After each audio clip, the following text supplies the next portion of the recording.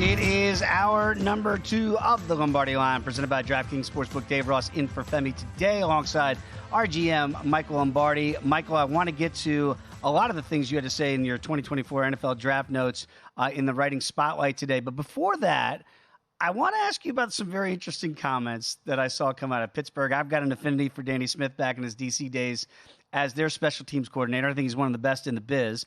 And he's at Pittsburgh these days, been there for quite some time now.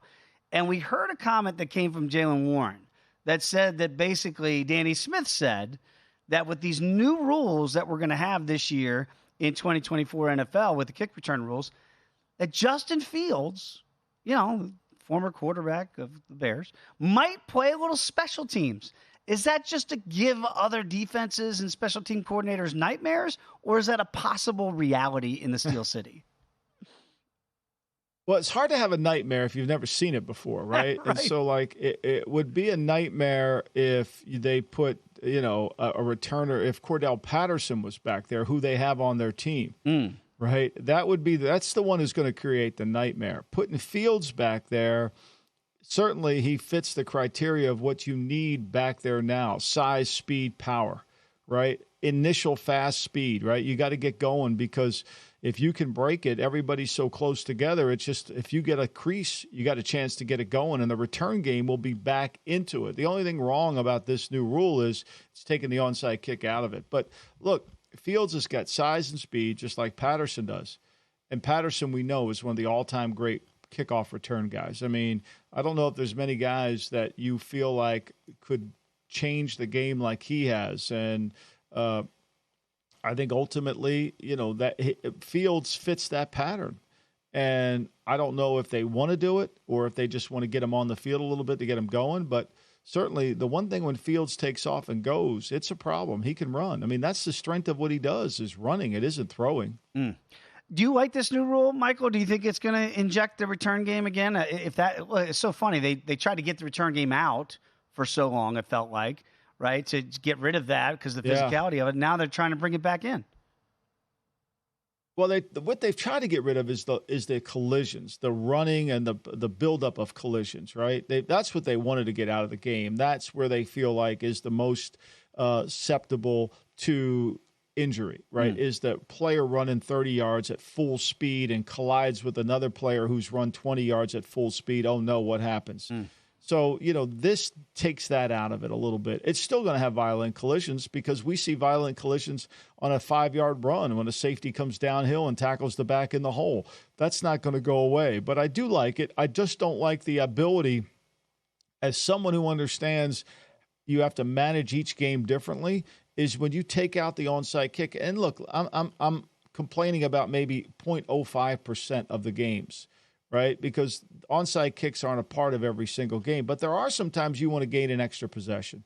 But to me now, with the way the rules are, you still got to practice your onside kick, but you have a much better chance at getting the ball back, because they have to declare they're on an onside kick at the end of the game. So when you're down 2 scores, you're going to have to, hey, we're onside kicking here, and you get your hands teams out there, and you got a chance to see it.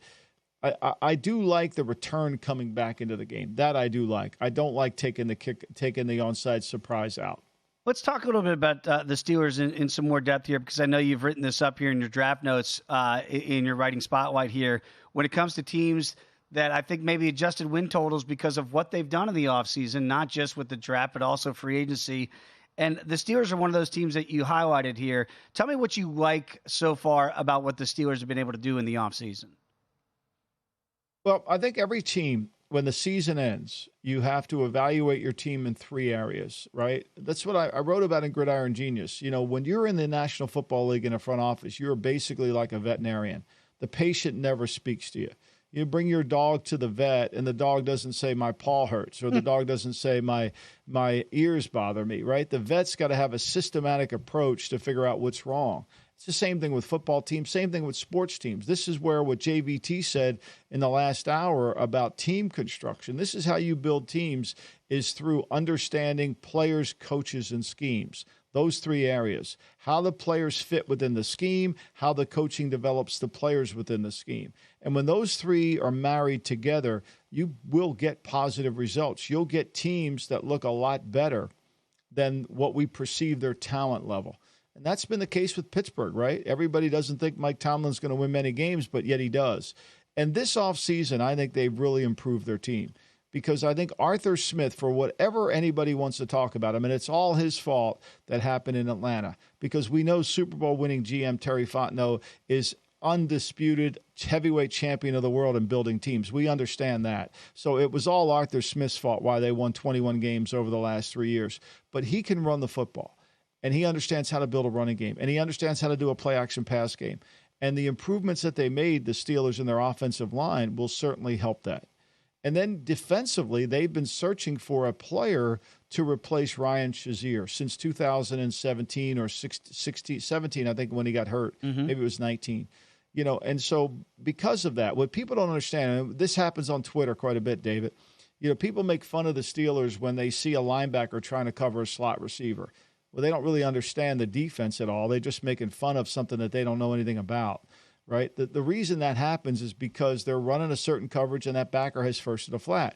And they need speed at backer because they want to rush their two rush ends. So they need their two inside linebackers to really defend the width of the field. And they've lacked that. You know, they really have lacked that. Landon Roberts. I mean, go through all the guys, Miles Jack. They brought in guy after guy after guy to fill that void, and they haven't been able to do it. I think they have this year with Patrick Queen, and I think really the rookie that they drafted, Peyton Wilson, in the third round. I think that gives them a lot of versatility. Now, they're not great in the secondary in terms of their corner. Joey Porter's got to play really well. But I like the team, and I like the team's toughness, and I like the coaching. I like the new scheme they'll employ offensively, and I like the talent they've assembled around that team. So you're going to see players make plays. I mean, look, this team with George Pickens and Roman Wilson, who they drafted in the third round, I think they've got a chance to create some noise in a really, really hard division. Let's stay in the Keystone State, and certainly as a Cowboy backer, I was not pleased to see the Eagles and what they've done in the offseason because I'm with you, Michael. I think they've upgraded starting with the coordinators, but also what other moves, tangible moves with the players and their draft did you like about what Howie Roseman and company have been able to do there in Philadelphia? Well, I think what Philly did this offseason is they said, okay, what happened last year? Why were we so bad? And we were really bad because we're old in the secondary. That was one of the things. And we were really bad because our defensive front, which we count on to cover up all the sins of our defense, wasn't what it needed to be. But more than anything, they didn't get the same production out of Jalen Hurts. He was aloof. He wasn't connected to the team. And I think they let Miles Sanders go, and they felt like we can replace him with Swift. But they missed the power. Their offensive line was still really good, but they missed the power. And I think signing Barkley wasn't about to improve their running game. Signing Barkley was about to improve Jalen Hurts, to give him more of a play-action pass. Because 2 years ago, they scored 204 points in the second quarter. And that's where they built leads on team. And then that allowed their defensive line to achieve 60 sacks of the 70 that the team got. And so there were complementary football going on there. And that was really important. And I think what the Eagles have done this offseason is they've tried to regenerate that defensive front. They signed Bryce Huff from the Jets. Basically, they traded Hassan Riddick for Bryce Huff, right? Riddick had a good year, but they traded him out. Now, they got to get Carter and Davis, the two Georgia kids, to play well. But for the most part, their team is pretty solid. And if Barkley can stay healthy, they've improved the secondary with the addition of Mitchell and Dijon. And they've improved their front. And so, look, they're always going to be light at linebacker. That's just how the Eagles operate, right? Whether it's Nakobe Dean or Jeremiah Trotter Jr. or Devin White, who was kind of seen better days, or even Oren Burks, who played with the Niners last year, they're always going to go light at linebacker because they're not going to put any money into it.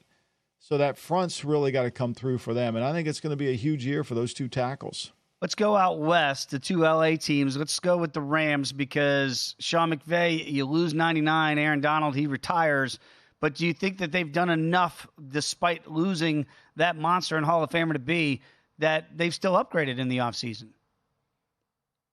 Well, look, he's not a replaceable player. In my last book, Football Done Right, he was in the top 50 players, and I wrote it 2 years ago. By the time it comes out, it takes a while. So, you can't, he's unreplaceable. Let's face it. You don't just turn around and replace Reggie White. You don't turn around and replace Aaron Donald. but Brendan Fisk is a really good player. Thankfully, Super Bowl winning GM Terry Fontenot didn't think he was good enough, and the Rams gave away a lot to trade up to get the tackle. Terry decided to take a kid from Clemson who was third-team All-ACC. Think about that for a while. But the draft really proved two defensive front players that they needed. Verse from Florida State and then Fisk from Florida State, too. That'll help. And then they've improved their offensive line. They want to be an inside zone team.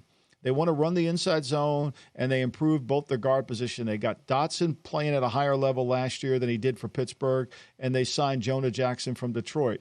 Now, they got to stay healthy. We know that.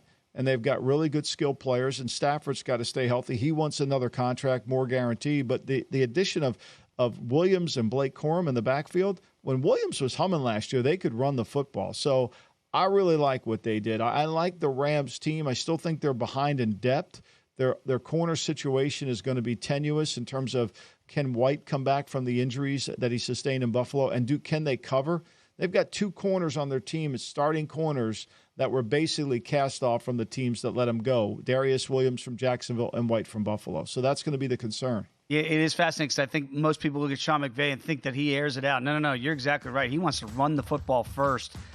Blake Corum is going to be interesting to go with Williams there in that backfield. All right, when we come back, let's talk more NFL draft from a guy who's been there, done that as well. Bucky Brooks from the NFL Network is going to join us next right here on the Lombardi Line.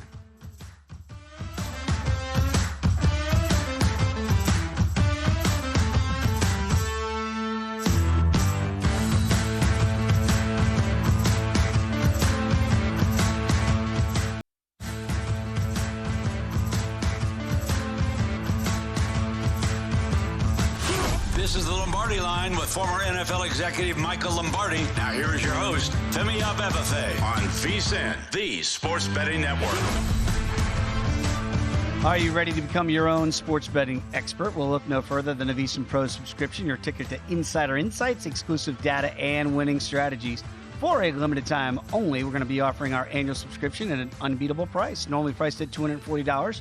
You can now grab your subscription for just $199. So sign up today.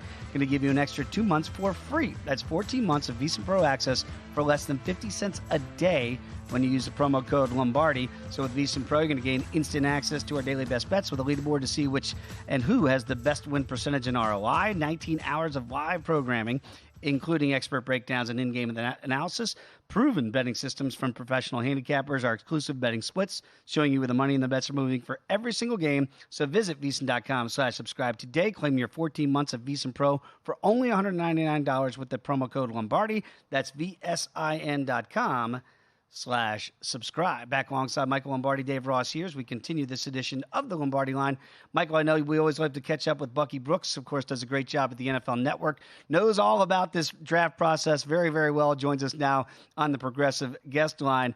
Bucky, this time of year, now that the draft is come and gone, and I always love it getting it from Michael's perspective. As a former player's perspective, what would you tell somebody getting ready to go to those rookie camps this week here for 6 of those NFL teams? What's that first impression like after you've been drafted?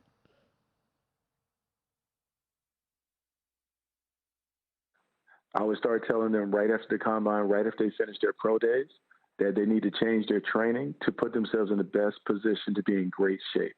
Because so much of what you're doing when it comes to mini camps and OTAs and training camp requires you to be in great shape so you can focus. And the one thing that you don't want to do is you don't want to be in survival mode when you should be focusing on thriving within the respective scheme that you're playing in. And I think most young guys miss the importance of the conditioning because this is the longest year of their kind of pro playing career because they never have a break. They go from playing on the field to doing the all-star games to doing the combine to then like jumping right into the pro stuff, playing the regular season, then the postseason. And so if you're not in great shape, you're going to fall off in the middle of the regular season. So that would be my advice to them. Get in the best physical condition that you can so you won't necessarily hit that rookie wall. Yeah, and that rookie wall gets them all. And that's why we see so many guys with hamstrings because you can tell them, but they think they got it. And you know they never do. Bucky, I want to know, what was your reaction the minute you heard that the Falcons selected Michael Penix?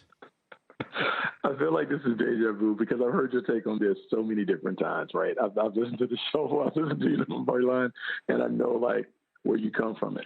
Well, my biggest thing is, and I think you've made great points in the past on this, like, the Atlanta Falcons, if Michael Penix was going to be the guy, the Atlanta Falcons knew that because you had opportunities to see him not only during the regular season, you see him during his Senior Bowl, you talk to him and saw him during the Combine, and all of that stuff happens before free agency. So to me, I was surprised to say one. And then I tried to back up and was like, okay, well, look, the Green Bay Packers have done this thing with Jordan Love or whatever, but they've never done it to this degree, meaning when I was in Green Bay and they talked about always having a quarterback plan, it was, hey, we're going to draft one well ahead. But to pay top of the market for a free agent quarterback, then to go pay top 10 currency for a quarterback at that point, when a top 10 pick has to be a player that you think is going to be a top 5 player within 3 to 5 years, we've never seen it.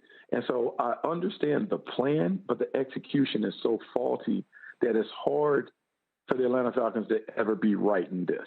Because if Kirk Cousins plays well and he sits on the sideline, you've given up what should be a blue chip player for the next, 4 to 5 years, making immediate contributions. If Kirk Cousins doesn't play well, you paid a lot of money for a player that doesn't play well, and then you're going to play this top 10 pick. So I understand always wanting to have a succession plan in place, but I've never seen it being as an expensive an adventure as the Atlanta Falcons decided to make it.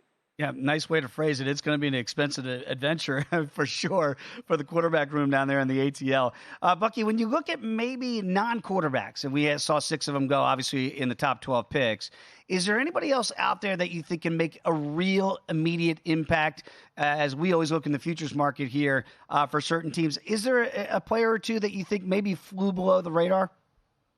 Yeah, like the most important thing, like in the scouting process, is fit in scheme. How does a player fit in scheme? And what you hope is that people draft towards that. To me, I can't think of a better fit in scheme than Layatu Latu going to the Indianapolis Colts. The Indianapolis Colts want to use a 4-man rush. They want to free these guys up with like wide 9 alignments. And Layatu Latu is the best pass rusher in the draft. He can win with speed. He can win with quickness. He can win with power. He has a full toolbox of movements that allows him to win in a variety of different ways. And so for me, he's a perfect fit for what the Indianapolis Colts want to do and how they want to play. So I'm really, really impressed with like him potentially being able to go and do it. And then I would say this, like, I think the Pittsburgh Steelers not only knocked it out of the park with their first round pick, but I think they drafted to their brand. So Troy Fautana being able to be an inside player, but then you have to backstop it because to give them Zach Frazier and then Mason McCormick, that gives them 3 linemen that are rough, rugged. And so as they kind of remake their offensive line, they're doing it to the brand where they want to be a more physical team. I think that works. And then you throw in Peyton Wilson, who I thought was the best linebacker in the draft, who plays like at a different pace when you watch him with his instincts and awareness. If not for the medical, I thought he would be a surefire first-round pick. I feel like those guys in Pittsburgh's class will work, and they always kind of nail it when it comes to wide receivers outside the first round. So I just happen to think that they got a bunch of players that should make an immediate impact at all levels of the draft. Bucky, what's your feeling on the Chargers? I know they picked Alt, and the Giants claimed they were trying to trade up to get Alt at 3, but they never called the Arizona Cardinals at 4, which is shocking. So once Drake May went off the board, they still said they wanted Alt, but we'll see. What's your view on the Chargers and the Rams? You're there in Los Angeles. I think both teams are going to be improved next year. What are your thoughts? Yeah, I think both teams are improved. Now, here's the thing about Jim Harbaugh, and it's funny because most times coaches don't telegraph what they're doing. But he's told us since he took the job, it's about the offensive line. It's about establishing the offensive line because the offensive line is the one position that takes care of everybody, makes everybody better, makes the defense better, makes the offense better, or whatever. And his points right after taking Alt, we consider the offensive line to be an offensive weapon. To me, I loved it because when you watch his blueprint for rebuilding teams, it always starts up front of the offensive line. He did it at Stanford. He did it with the Niners. He did it with Michigan. He's going to do it with the Chargers. So I love the fact that Alt was the guy, regardless of people saying, like, oh, they need a wide receiver. I was like, well, that's not how they play. They're going to line up and run it at the line of scrimmage. The Rams, to me, also did a really good job. No one person can replace what Aaron Donald is taking with him when he walks out the door. But the fact that the Rams finally utilized the first-round pick on a power rushing and Jared Burks, they back it up with Braden Fisk, an interior disruptor who plays with great effort, great energy, great toughness. They go and get Blake Corum, who I think people are missing what the Rams have quietly done. They went from being a zone scheme to a gap scheme. So now you get a player in Blake Corum who played in that scheme, who I believe has like the best feet and vision and body balance of all the running backs that were coming out.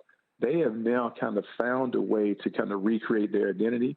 And with a bunch of young players that they played with last year, I think they're better. So both teams in LA are much better today than they were ahead of the draft. About 90 seconds to go here with Bucky Brooks. Does a great job in the NFL Network. Bucky, I got to ask you, we talk about the ATL. We know that Penix, I guess, if best case scenario, he sits for years there. What about J.J. McCarthy? They move up to 10, one spot to get him out of Michigan, and he's sitting behind Sam Darnold. That's not exactly Kirk Cousins. Is this a guy they should play right away, or do you think they're going to kick the tires on Darnold to begin the year? Look, man, I will say this. I feel like there's this great fascination with Sam Darnold within the league that I don't know if any quarterback has been given the grace that he's been given. I feel like Kevin O'Connell will certainly give Sam Darnold every opportunity to play it out and have a quote-unquote Baker Mayfield moment. But I will say, like, J.J. McCarthy, to me, was really intriguing. And I know, like, on the outside, and some of the things, I know Michael will express this, some of the things that's frustrating on the outside world as a media member but who has real football stuff is people don't have an appreciation for a quarterback who wins. This guy won a lot, and he was, look, a five-star recruit who elected to go to Michigan, who decided to check his ego at the door to play for a running team. This dude brings in intangibles and qualities that I think you can win with. Maybe his ceiling is that of what Alex Smith was, but Alex Smith won a lot of games in this league once he got with the right program. I think in Minnesota, J.J. McCarthy can play like an Alex Smith, have a lot of success because the weapons around him are good. I think he can play right away, even though I normally don't favor guys who don't have a lot of experience. I think he learned how to play the right way under Jim Harbaugh, and I think at some point they may hand him the ball and ask him to win some games in Minnesota. Absolutely love that as somebody is holding a ticket on the Vikings there to surprise a little bit this year. Bucky, appreciate the time and the information as always. Thanks for hopping on. Great job, Bucky. Thank you, Bucky. Appreciate you. Hey, thanks for having me. There he is, everybody. Bucky Brooks, thanks for joining us here on the Progressive Guest Line. When we come back, Michael, we got much more to get to, including maybe some betting choices out there for Rookie of the Year. We'll discuss that next when you come back with us right here on the Lombardi Line.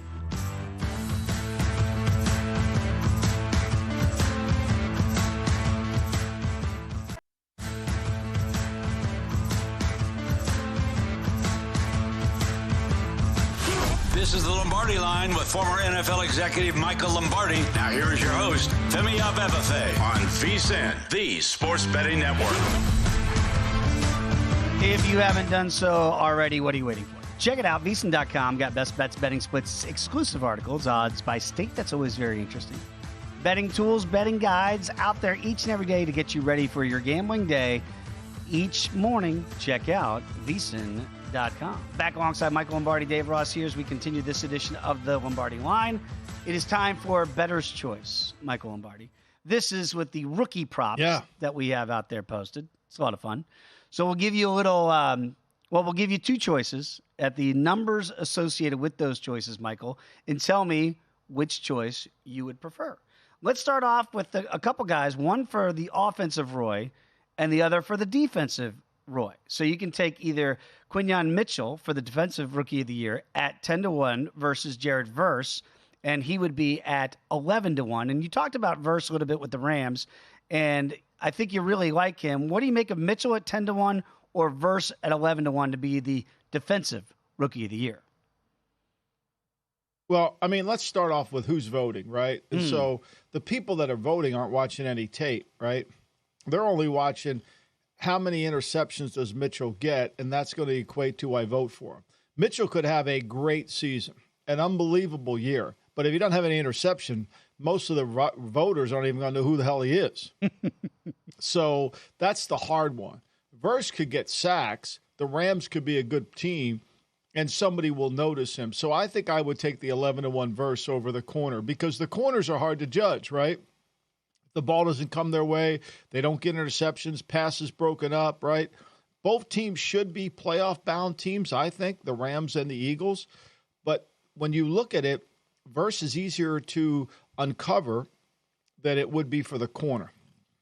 Makes sense. And plus, that big market certainly in LA is going to help out Jared Verse if, without Aaron Donald this year, he can light it up with numerous sacks. Outside of Caleb Williams, and we'll get to his prop here in a second, when you look at the guy that was taken second overall, that'd be Jaden Daniels, and the guy that was taken fourth overall, Marvin Harrison Jr. to Arizona. So for offensive ROI between those two, you can have 6-1 on Harrison out of Ohio State, or the Heisman Trophy winning quarterback out of LSU at plus 650. I'm assuming, we know Harrison's going to be playing snap number 1 in Arizona. I'm assuming the same is going to be true for Daniels in D.C.? Yeah, Daniels is playing. We don't have to worry about that. He's going to start. I mean, Marcus Mariota, even if he starts one game, he'll get hurt, and then next thing you know, somebody else will be coming in. So he's going to play. The reality of this is you got to go with Harrison here. It's just 50 cents. You got to go with Harrison because he's going to get the ball. And he's got a quarterback and a really good offensive coordinator to get the football to him. And he's going to be the main target. I mean, somebody's going to have to pick up because when you look at this team last year, right? You know, when Rondale Moore's not on the team anymore, Hollywood Brown's not on the team anymore. Last year, Greg Deutsch, the tight end, Trey McBride, he was the leading receiver. He got all the balls. And so somebody on the outside is going to catch it, and I think this is going to be Marvin Harrison. Marvin Harrison will make a ton of catches for them, and I think he's going to have a great season. So for me, I would if it's just 50 cents, I'm going to take Harrison Jr. All right, not a bad number there at 6-1 for Offensive Rookie of the Year. Let's get to some passing totals. And again, Caleb Williams in Chicago, and you know that city as well as I do. It gets a little bit cold there as it gets later in the year. His number for the over for passing yards is 3,500 and hook. They always throw in that 0.5 for you. So we got to get to 35.01. That's minus $1.10. Or Bo Nix, much lower number here at 28.50 in the hook. So which way would you go here for the yards total for these two rookies? I would go with Bo Nix. Not that I don't think Caleb Williams is going to have a good year. I do. But they're going to need to run the football a little bit in Chicago. But here's why I like Nix. Last year, Wilson threw for 3,000 yards. He didn't play in 2 games. In those 2 games, Jarrett Stidham threw for 500 yards. So essentially, the starting quarterback, who they didn't love last year for the Denver Broncos, threw for 3,500 yards. And to go over 28.50, I don't think that's a stretch. So I would take, it's only minus 110. I'll take the lesser yards and go with Bo Nix. Now, we both know both are going to start. The question you have to ask yourself, which one will stay healthy for the 17 games? Hopefully both will. And I'll just take Nix just because it's the lower number. It's both even, we're both getting the same price on it. I'll take the lower number. I tend to agree. And I think maybe the Bears might run the football a little bit more than people, even though they got those talented receivers on paper right now. I'm right there with you on that prop. I thought Dallas Turner, I loved him, and he slipped a little bit to Minnesota and getting him 17. So we're going to do a prop here with Latu against Turner, and this is for the sack totals. So if you like Latu over 7.25 sack, that's even money. The same number, even money for Turner over 7.75 sacks. So Brian Flores, I'm assuming, is going to turn Turner loose in Minnesota. Well, we just heard Bucky Brooks talk about Latu and what he might do in Indianapolis. Which way would you go here? I'm going to take Latu because I think he's the best edge rusher. Turner, they still have Greenard on the other side who they signed, and they got Van Ginkel who they signed, and they blitz quite a bit, right? So there's a lot of multiplicity within Brian Flores' defensive scheme, whereas Latu is going to play over at the right end. He's going to rush. He's got Buckner inside to eat up some double teams. He's got Pitts to help him as well. So I just would take Latu because I think he's the best rusher in the draft. I like both players here. I think that's 8 sacks to cash for Dallas Turner. It's 7.5 to cash for Latu. I'll take Latu. Yeah, I'm excited for both those teams to see what those guys can do on the defensive side of the ball. First 2 defensive picks where these guys have never seen defensive players drop as far as they did in this year's draft. Let's get to some more offensive players here because, again, when you look at Rome Odunze in Chicago, tied to Caleb Williams, of course, He does look like the number 3 on paper here, even though he was the number 9 pick overall. And Brock Bowers, who we believe in Las Vegas right here with the Raiders, is, I don't know what weapon he is in this offense, but he's going to be featured, you would think. His number is 650.5 at minus $1.10. You got to lay a little bit more juice here for Rome Odunze to get over 7, to get at least 701. And you got to lay that $1.25. Would you rather lay the bigger price tag with Rome, or do you think Brock Bowers here in the desert is going to be okay at minus $1.10? I don't like either of them. I think this is a saint. I think you're giving your money away here. I would take both of them to not go. I would go the under here on both of them, because how do you, if Bowers is getting the ball too much, how do you think Devontae Adams is going to handle that? If Odunze is getting the ball too much, I think DJ Moore and Keenan Allen are going to handle that, right? Yeah. So, and then, we know the Bears' offensive line is a little sticky, right? We're not sure it's great there. Even Bear fans, I know they don't want to admit that, but they're a little bit worried about that as well. Same thing with the Raiders. I mean, the Raiders, what you're saying with Bowers, you're going to have to be a 12 personnel team pretty much most of the game. What you're saying about the Bears, you have to be an 11 team. That's hard. I think both these players, it'll be interesting to see how many plays they actually play over the course of 17 games. So I like both of them to go under. I think I would play both on an under number. All right, speaking of, for this prop here for Bettor's Choice, who's going to play? And this is in New England. And then this is certainly in Minnesota. So J.J. McCarthy versus Malik Neighbors. Malik Neighbors for the talented wide receiver for rookie yards, receiving yards. He's plus 550. But J.J. McCarthy, is he going to play? Malik Neighbors is going to play in New York. What do you make of J.J. now? He's plus 350, but you're getting a better number on Malik Neighbors. This indicates to me that you believe J.J. McCarthy is going to play sooner rather than later. Well, this is another smack in Daniel Jones's face, right? Because they're saying the Giants can't get him the football. The book's saying that. Now, I'm not saying it. Giant fans, calm down. Everybody calm down here, because that's what the book's telling you about your quarterback, right? Yeah. That this is really the most talented player who will be a day one starter for the team. And he should start 17 games. But they're saying to you, they're giving you such a great number. It seems so obvious. Right. Except if you analyze Daniel Jones, is it obvious, right? I'm all over the Neighbors. I think they would get me to fall in the trap. I would be like that commercial where, all the monsters are in the garage and it lets everybody go in the garage. I might get killed, but I'm going to do it anyway. Because I think Neighbors is going to be really good. I think he's a good player. I don't trust Daniel Jones. I don't trust Drew Lock. I certainly don't trust Tommy DeVito, all due respect to Tommy. So I would go there. Let's sneak one more in the last minute before we have to take a break. Jaden Daniels or Blake Corum. Over for Jaden Daniels is 500 and a hook. And that's rushing yards here at minus $1.10. Or Blake Corum, 500.5 rushing yards, and that's even money. I think I go Daniels, because Daniels' instinct is to run. It's one look and go. And I think teams will have a harder time understanding how to play him early in the year.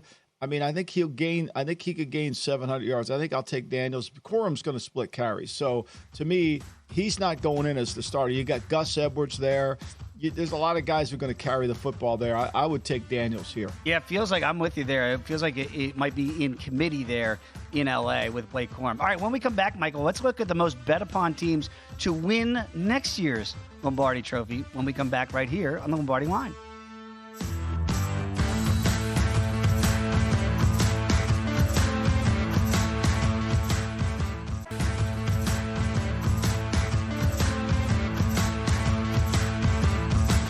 This is the Lombardi Line with former NFL executive Michael Lombardi. Now here is your host, Femi Abebefe, on VSiN, the Sports Betting Network. Do not miss out on any of the NBA playoff action at DraftKings Sportsbook, an official sports betting partner of the NBA, all the way through the finals. DraftKings Sportsbook's got you covered. Same-game parlays, live betting, odds boosts, and so much more. Download the DraftKings Sportsbook app. Use the promo code VSiN. New customers can bet $5. Get 200 in bonus bets instantly. That's by using the code VSIN only on DraftKings. And the crown can be all yours. Back alongside Michael Lombardi, Dave Ross here, putting a finishing bow on this edition of the Lombardi Line. We do have a Game 7 in the NBA. Feels like, Michael, nobody's talking about this Orlando-Cleveland series at all. Cleveland, by the way, 3.5-point favorites. That total come down to 194.5. Doesn't it feel like the series everybody's just forgotten? Well, it's such a great series. Yeah. It's Game 7. I think the reason everybody's kind of like one thing about the Knicks and the Sixers, those games were close, right? Man. They even though one team got a lead, the other team came back, and they were really close, connected games. Same with the Clippers. I mean, and the Mavs. I thought all those games, other than the one last time in Los Angeles, got out of hand quickly. But they kind of stayed connected, and the Mavs would fight back, the Clippers would. But this has kind of been, there's really been just the one game that has been so tightly connected. I mean, last time down in Orlando, that was a close game, and the Magic kind of put it away. But, I mean, with Donovan Mitchell scoring over 50 points last game, and all these good young players on Orlando's team, for me, I think it's a great series, and I think ultimately it's going to be a challenge for either one of these teams to beat the Boston Celtics. Porzingis is saying he's making some progress and coming back. I don't know if they need him this series. I don't know. But I think this is two good young teams. It'll be interesting what Cleveland does if they don't win here. Is Donovan Mitchell coming back? There's all sorts of speculation there. So I think it's fun. Look, anytime you get a Game 7, it's must-watch TV. Yeah, and look, Anthony Edwards has been the breakout star so far, but Paolo Banchero out of Duke, Rookie of the Year last year. He's really good. He's like not a lot of people talking about him. I'm with you. Like, he's going to be exciting. This is a big moment for him and a very young Magic team against the Cavs team. Again, short favorites here for the Cavs, laying 3. I do want to get back to the NFL here because this is kind of fascinating. This is since the draft, Michael. And I want to get your thoughts on this. The most bet upon team to win and hoist that Lombardi trophy this year at almost one out of every 5 tickets has been bet on the Eagles. 21% of the handle has come in on the Eagles. They are 17-1 to win the Super Bowl. But I don't think you think this is St. Jude's money going out there to make a wish. You really think that this is a viable option, that this is going to be a better connected Eagles team than we saw a year ago? Well, I think, you have to take, again, like is what I wrote about on VSiN.com, is you got to look at the whole offseason, right? Mm-hmm. The Giants haven't really taken a major step forward. They wanted a tackle. They wanted all. That's what they say. And then they drafted a receiver. Okay, I'm buying it, right. And I got some swampland here to sell you too.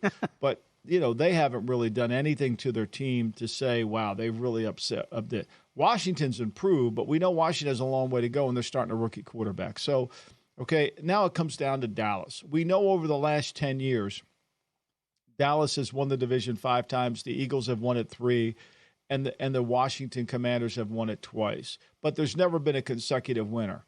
And so you have that. And the Cowboys offseason, all due respect, David, to your fandom, hasn't been stellar. Now, they got a lot of good players in the draft, and hopefully they can come in and play right away. Guyton's going to have to start right away. The center, Beebe, if you play him at guard or they put him at center, he's got to start right away. That upgrades him. But there's a lot of things that we're unsure of about the Cowboys. Are they really a talented team, or did they overachieve? I say they overachieved last year. Most of the experts say they underachieved. I don't think this is they have talented players. I don't think it's a talented roster. So that in itself, we know Washington and we know New York are under a challenge. And so it leads you back to Philadelphia, who still has their quarterback who played well, has added a really good running back, whether he can stay healthy. They just signed, A.J. Brown's going to be happy. Smith got an extension. So everybody's content. Their offensive line, still the stellar group that they are. I mean, logically, it makes all the sense in the world. And I could see why people are doing it, because who's their competition? Their competition would be more, is it Green Bay? Is it San Francisco? Is it the Rams? Is it Seattle? I mean, that's more their competition. I don't see the East. Now, look, the Cowboys, they're good. They got Parsons. They got to get Lamb under contract. They got to get some things done. But this is a desperate year for the Cowboys, and their offseason hasn't really produced anything where you say, wow, they're really going to be good. Yeah, I'll have Elliott strike it from the record, but I agree with you. To me, if you made me bet, I would bet the Eagles instead of my Cowboys because of all the things you just said. We mentioned it a couple years ago. I thought when they got the A.J. Brown on draft day 2 years ago, it changed the complexion of their offense. He's going to be happy, as you mentioned, with that new contract. Dallas, maybe got a little bit better. We'll figure out what's going to happen at running back there. But at 17-1 for both those numbers, I see why people are betting the Eagles. What's surprising to me a little bit here is you look at the Chiefs, and normally you don't want to play the short number at plus 550. Plus, it's never been done in the history of the Super Bowl era of winning 3 in a row. But 14% of the handle has come in on the Chiefs. Is this one of those things, Michael, where people are like, let me just gobble up a Chiefs ticket now, and I'll feel a lot better about it come January when we know that they're going to be right where they normally are and, fighting for a chance to get back to the Super Bowl? Well, I mean, it's just, look, they've, I think the Worthy pick gave a lot of people the impetus to want to jump in the market, whether at 160 pounds, can he start and play a lot of plays? That remains to be seen. Can they replace Snead? Do they have a left tackle? There's some question marks going there, but how hard is it to bet the best player in football on Patrick Mahomes? I think that's what they're telling us, right? I think that's what the betting market's telling us. It's all about quarterbacks. And what's surprising is not that the Bear fans are betting the Bears, because we knew this. Right. Once that draft was over, there's nobody that puts their money where their mouth is than Bear fans. They love to do it, and God bless them. I love them for doing it, because if Mitchell Trubisky were playing in any other city but Chicago, no one would have voted for him for MVP, and those Bear fans moved his number. If Justin Fields was playing anywhere but Chicago, his number would have now, of course, he had Danny O behind him, and he had the worldwide leader promoting him too. So that MVP, I mean, his MVP number is still good at the Steelers. It's better than Russell Wilson's. It's remarkable. So Bears fans put their money where their mouth is. There's no question. So it doesn't surprise me that 6% is coming in. I actually thought it would be more. I thought Caleb Williams' Rookie of the Year card would go way down. It would be minus money for too long. So that doesn't surprise me. Lions fans are passionate as well, and for good reason. They had a good draft. Yeah. They've had a good offseason. Green Bay's had a good draft, good offseason. We think Minnesota can be improved. So the North is going to be tough. The Jets, it's just Aaron Rodgers. I think that's ultimately what's driving it. 20-1 as the number for the Jets. 5% of the handle, 6% of the bets coming in on the Jets. Again, 40 years old.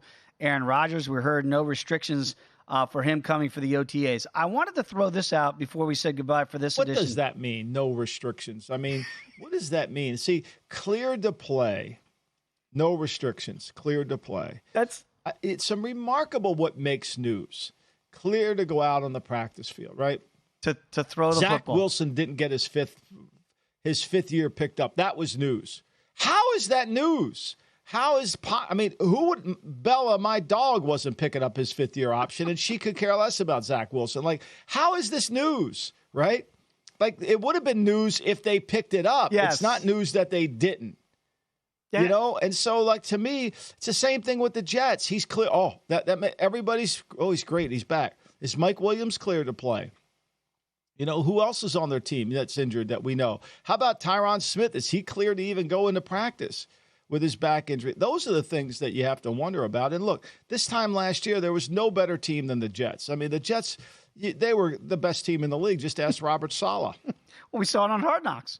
Right? They're going to put all the victims, all the wins, they're going to put them up on the wall. And they didn't get a whole lot of those. Very quickly, if I made you bet this prop that's up at DraftKings right now, starting day one quarterback in Minnesota, Michael Lombardi, you got to lay $1.60 for the great Sam Darnold, or you can get plus money with J.J. McCarthy, plus $1.20. We saw this in Indianapolis last year. I thought they were going to go to Gardner Minshew, and then Anthony Richardson was day one guy. Would you play the plus money at J.J.? But look, the difference here is Richardson's offense is different than Minshew's. Yep. Darnold's offense is the same as McCarthy's. So, and the volume that you have to have in the opening day game is too hard. I would not bet McCarthy. I think it's a St. Jude's play because we don't have enough time in the preseason to really evaluate. Like, how are you really going to know? How can you tell? And I think this number will stay stagnant to not move it. Whereas if Minnesota goes and scrimmages against, Cleveland, let's say, and, McCarthy looks like he's done really well, maybe the number might move a little bit, but I doubt it. You might get it at that point in August. But why play it now when you tie up your money? Just wait. Just wait, because I really believe they want Darnold to be the guy. They want to be able to run their offense, not be curtailed by their offense. And that's what happens when you start a rookie. The volume goes way down. Michael, always enjoy the conversation. We'll do it again next week. Thanks, everybody, for watching and listening to the Lombardi Line.